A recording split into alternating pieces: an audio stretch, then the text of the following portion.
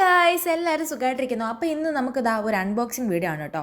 ഞാൻ റീസെൻ്റ്ലി പർപ്പിളിൽ നിന്ന് പർച്ചേസ് ചെയ്ത കുറച്ച് സാധനങ്ങളാണ് നിങ്ങളെ കാണിക്കാൻ പോണത്. ഇതിനകത്ത് ഫസ്റ്റ് ടൈം പർച്ചേസ് ചെയ്യുന്ന സാധനങ്ങളും ഉണ്ട് കേട്ടോ. അതിൽ ഒരെണ്ണമാണ് ഈ ഡാം ഡോക്കിൻ്റെ 2% സാലിസിലിക് ആസിഡിൻ്റെ ഫേസ് വാഷ്. ഇതിൻ്റെ തന്നെ ഒരു സെറവും ഞാൻ ഓർഡർ ചെയ്തിട്ടുണ്ട് കേട്ടോ. എൻ്റെത് ഭയങ്കര ഒരു ആക്നെ പ്രോൺ സ്കിന്നാണ്. എപ്പോഴും എൻ്റെ ഫേസിൽ കുരുക്കൾ വന്നുകൊണ്ടിരിക്കും കേട്ടോ. ഞാനൊരു 8 ഇയേഴ്സോളമായി പല ട്രീറ്റ്മെൻറ്റുകൾ ചെയ്യുന്നു. ഇതുവരെ അത് ക്യൂർ ആയില്ല. ലാസ്റ്റ് ഞാൻ കണ്ട ഡോക്ടർ എന്നോട് പറഞ്ഞത് ഇത് കംപ്ലീറ്റ്ലി ക്യൂർ ആവില്ല, ജസ്റ്റ് ഒന്ന് ബാലൻസ് ചെയ്ത് കൊണ്ടുപോകാൻ പറ്റും എന്നുള്ളതാണ്.